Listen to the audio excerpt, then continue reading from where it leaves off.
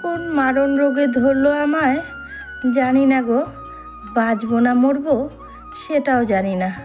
তোমরা হয়তো সবাই বলবে কেন এরম কথা বলছো, আমি যে যন্ত্রণা আর সহ্য করতে পারছি না গো, যন্ত্রণার জোরেই এই কথাটা বললাম, কেউ খারাপ পেও না। তো চলে এলাম একরকম মনের জোর সাহস সব কিছু নিয়েই আর কি। সকাল থেকেই ভাবছি ভয়েসটা দেব, আর পেরে উঠতে পারছি না। এখন বললাম না, ভয়েসটা আমি দেবই, আমার তো মনের জোর আছে ভাই, আমি তো মনের জোর হারাবো না। আর ওই যে বললাম, অভাগা যেদিকে যায় সাগর ওই দিকে শুকায়ে যায়, বলবো তোমাদেরকে সেই কথা। তার আগে ইন্ট্রোটা দিই। কাছে দূরে দেশ ও দেশের বাহিরে আমার সমস্ত আত্মার আপন মানুষগুলো কেমন আছো? আশা করি সবাই ভালো আছো। সকলের জন্য রইল অন্তর থেকে অনেক অনেক ভালোবাসা। সাধারণ ভিউয়ার্সদের জন্য রইল প্রাণ ঢালা ভালোবাসা। তো বন্ধুরা দেখো, আজ সারাদিন তো শুয়ে আছি, কোনো কিছু ভিডিও করিনি, কিছু করিনি। ভিডিওর কথা ছেড়ে দাও, ওগুলো বলে লাভ নেই। জীবনে বেঁচে থাকলে অনেক ভিডিও করতে পারবো, তাই না বলো?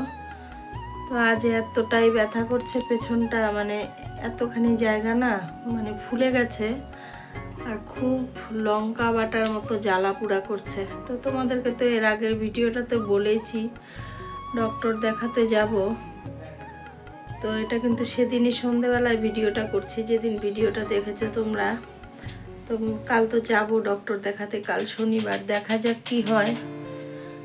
কোনোভাবেই থাকতে পারছি না। আর এই যে বালিশগুলো দেখছো, এগুলোতে বারবার হেলান দিয়ে এরকম করে উপর হয়ে শুয়ে থাকি, না চিত হয়ে শুতে পারি না কাত হয়ে শুতে পারি।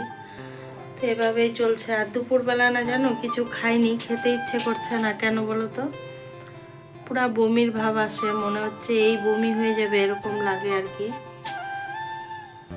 তো কিছু খাইনি বলে তোমাদের দাদা ভাই একবারে না কথাও বলতে পারি না। তো যেখানে আর কি হেডকোয়ার্টার, ওখানেই তো আমার বাড়ি, নিজস্ব বাড়িটা যে। তো হেডকোয়ার্টারে গিয়েছিল, একটু কোনো অফিসের কাজ ছিল। এখন কিন্তু রাত্রি 8টা বাজে, সন্ধ্যের দিকে গিয়েছিল। তো কিছু খাইনি বলে, দেখেছে দুপুরে খাইনি, তো একটু চপ নিয়ে আসছে, ভাবছে খাবো। আমার তো খেতেও ইচ্ছে করছে না, দাঁড়াও দেখাচ্ছি তোমাদেরকে। তো এতক্ষণ যে অংশটুকু দেখলে ওটা ছিল শুক্রবারের রাত্রের ভিডিও সন্ধেবেলায়। আর এই যে দেখো তোমাদের দাদা ভাই 4টা চপ নিয়ে আসছে।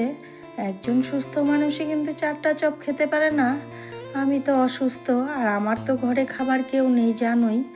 তো যাই হোক, দুটো খেয়েছিলাম আর কি। সঙ্গে থাকো, সবটাই বলবো। এবার দেখো আবার চলে এলাম শনিবার দিন। শনিবারে এই যে কাকগুলো না ট্রেন অবরোধ করেছে, জানো তো, ট্রেনকে যেতে দেবে না, দেখে তাই মনে হচ্ছে না? তো আমি ডক্টর দেখাতে আসবো বলে ট্রেনে করে চেপে তাই স্টেশনে এসেছি। এসে দেখি কাকগুলো এরকম করে দাঁড়িয়ে আছে, বসে আছে, উড়ে যাচ্ছে। তাই একটুখানি ভিডিও করেছি তোমাদের জন্য। তোমরাও সবাই চিন্তা করছো আমার জন্য, সবাই বলছো দিদিভাই, বন্ধু, মা, মাসিমা, কাকিমা ভিডিও কেন দিচ্ছ না? তার জন্যই ভাবলাম হ্যাঁ, ভিডিও একটা দিতে হবে। আমার উপর যাদের ভালোবাসা আছে তারা তো আমার পথ চেয়ে বসে আছে, তারা তো আমায় খুঁজবে। অন্যদের কথা ছেড়েই দাও। সেই মতো দিয়ে দিলাম একটা ভিডিও। ভিডিওটা রেডি করে রেখেছিলাম জানো, ভয়েস দিতে পারছিলাম না সকালবেলার থেকে। অনেকটা মনের জোর নিয়ে, সাহস নিয়ে এবার 5টা বাজে বসে পড়লাম ভয়েস দিতে। তো এখানে দেখো আমার সুরটটাকেও একটু দেখিয়ে দিলাম। ইচ্ছে করে না গো আমার সুরটটা দেখাতে তোমাদেরকে।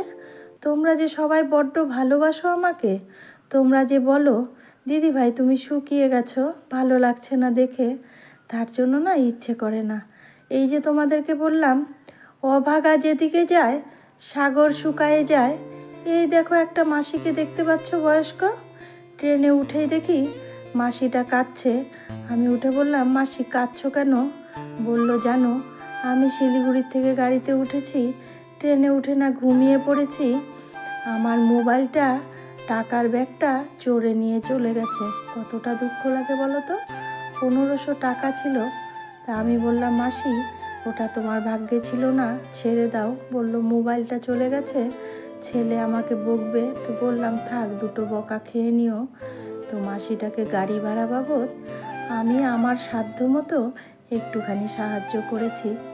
বলেছি, মাসি তুমি এটা দিয়ে গাড়ি ভাড়া দিয়ে চলে যেও। কান্না করছিল আর বলছিল ট্রেন থেকে নেমে অনেক দূর আমার বাড়ি, 3টে ব্যাগ আছে, হাতে নিয়ে যেতে পারবো না। তারপর আমি কিন্তু দিয়ে দিয়েছি, নিতে চাইনি গো, আমি জোর করে দিয়েছি। তো শনিবার দিন সকালবেলা ডক্টর দেখাতে গেছি, দেখতেই পেলে সাদা সাদা ওগুলো, কে খেয়াল করেছো জানি না আমি, দেখেছো কত সুন্দর ফুল ফুটে আছে, জঙ্গলের সাদা ফুল। এগুলো দেখে মনে হচ্ছিল কি খই পড়ে আছে জানো তো। তাই একটুখানি ভিডিও করেছি তোমাদের জন্য। এটা শনিবারের ভিডিও ছিল। হ্যাঁ, ডক্টর দেখাতে গেছি, তো জানি না কি হয়েছে না হয়েছে। অনেক টেস্ট দিয়েছে, এখনও টেস্ট করতে পারিনি। শনিবারে শুধু আমি এক্সরেটাই করেছি, ব্লাড টেস্ট করতে পারিনি। আজ তো রোববার, যেহেতু আমি খালি পেটে যাইনি তাই ব্লাডগুলো দিতে পারিনি। তো আজ রোববারে তো নেবে না, সব বন্ধ থাকে। কাল সোমবার, কাল সকালে ব্লাড দেব। কাল কিন্তু আবার ডক্টরের কাছে যাব এক্সরে রিপোর্টটা দেখাতে, আর ব্লাডটা দেব। ব্লাডের রিপোর্ট কবে আসবে জানি না। অনেক ধরনের ব্লাড টেস্ট দিয়েছে, তবে থাইরয়েডের টেস্ট করলে তো 2-4 দিন দেরি হয় রিপোর্ট আসতে, আমাদের এখানে তাই হয়। জানি না কার দিকে কীরকম, কলকাতার সাইডে হয়তো সঙ্গে সঙ্গে দিয়ে দেয়, আমাদের দিকে তো ব্লাডগুলো নিয়ে ওই কলকাতাতেই পাঠায়, তাই একটু দেরি হয়। তো সেই রিপোর্টগুলো এলে পরে আবার দেখাবো। এবার দেখো, ট্রেন থেকে তো নেমে পড়েছি জানো, এই সিঁড়িগুলো ভেঙে আমি যেতেই পারছিলাম না, এতটাই যন্ত্রণা আর কি ঘাড়ে, মানে নেমে যেতেই পারছি না। পিঠটা কিন্তু ফুলেও গেছে। আমার তো ভিডিও করে দেওয়ার মতো কেউ নেই, তাই না আমি ভিডিও করে তোমাদেরকে দেখাতে পারলাম না। এই তো চলে গেলাম ডক্টরের ওখানে, গিয়ে এই দেখো প্রেসক্রিপশন বানিয়ে নিলাম, নিয়ে তারপরে ডক্টর দেখিয়েছি। ডক্টরের চেম্বারের ওখানে তো ভিডিও করা যায় না, তোমরা সবাই জানো। তো চুরি চামারি করে একটু সাদা মাটা ভিডিও করেছি আর কি। তো এই তো দেখো, এটা কিন্তু অপারেশন থিয়েটার আর কি। তো যাই হোক, একটুখানি ভিডিও করেছি, করে ডক্টর দেখিয়েছি। ডক্টর দেখিয়ে তারপর জানো তো এক্সরেও কিন্তু করেছি আমি। এক্সরে ঘরে গিয়েও একটুখানি চুপ করে ভিডিও করে নিয়েছি। দেখো, এই যে এটা হলো কিন্তু এক্সরের রুম, এক্সরে করেছি, তোমাদেরকে এটাই দেখাচ্ছিলাম। আর ওখানে যাওয়ার পরে আমাকে বললো আর কি কানের গলার ওগুলো খুলে ফেলতে, তো খুলে ফেলেছি। দেখো কেমন লাগছে আমাকে। কেউ না আমাকে বলো না গো আমি শুকিয়ে গেছি, তোমরা শুধু ভালোবাসা দাও, ঠিক আমি একদিন আমার চেহারা ঠিক হয়ে উঠবে। তোমরা পাশে থাকলে সবটাই সম্ভব, জানো তো। তারপর দেখো, ওখানে ডক্টর দেখিয়ে মেয়ের বাড়ি চলে এসেছি। মেয়ে ফোন করে বলল, মা তুমি একা বাড়ি গিয়ে কি করবে, তুমি চলে এসো এখানেই। তো মেয়ের বাড়িতে স্নান করে খাওয়া দাওয়া করেছি। আবার সন্ধেবেলা কিন্তু তোমাদের দাদা ভাই এসে আমাকে নিয়ে চলে গেছে। তোমাদেরকে জানো তো একটা কথা আমি কোনো দিনও বলিনি, আস্তে আস্তে সবটাই শেয়ার করব। আমি কিন্তু একজন ক্যান্সার জয়ী মানুষ গো। এতদিন কিন্তু তোমাদেরকে বলিনি কোনোটাই, আমি সবটাই বলবো তোমাদেরকে আস্তে আস্তে। সঙ্গে থাকো। আমার না ভয় লাগছে, কি জানো, পুরনো রোগটা আবার এলো না তো আমার কাছে। আমি কি তবে এই পৃথিবী ছেড়ে চলে যাব, কি জানো বাবা, জানি না। সবটাই শেয়ার করব অন্য দিন, আজকে কিছু বলবো না। অনেক যুদ্ধ করে কিন্তু আমি সুস্থ হয়েছি, তখন আমি ইউটিউবিং করতাম না তো, তাই তোমাদের কাছে আজ পর্যন্ত শেয়ার করতে পারিনি, সুযোগ সুবিধা হয়নি, তার জন্যই। তো তখন কিন্তু আমার একদম বাঁচার আশা ছিল না, তাও আমি বেঁচে গেছি। সেইবারও কিন্তু আমি মনের জোরেই বেঁচেছি। সবাই কিন্তু হাল ছেড়ে দিয়েছিল। কোন পেশেন্ট বলো তো হাল ছাড়ে না? আমি কিন্তু হাল ছাড়িনি।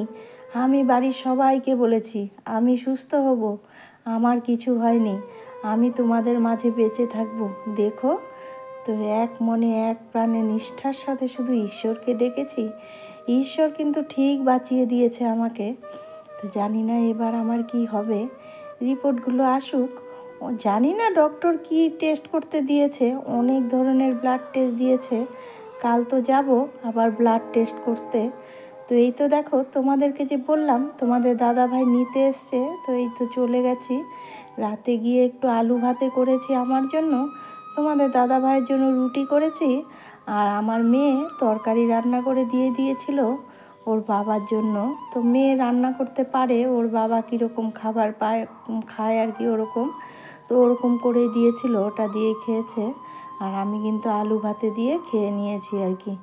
যাই হোক, কেউ আমাকে করুণা করো না, আমি বলবো না করুণা করে আমার ভিডিও দেখতে, ভালোবেসে ভিডিওগুলো দেখো।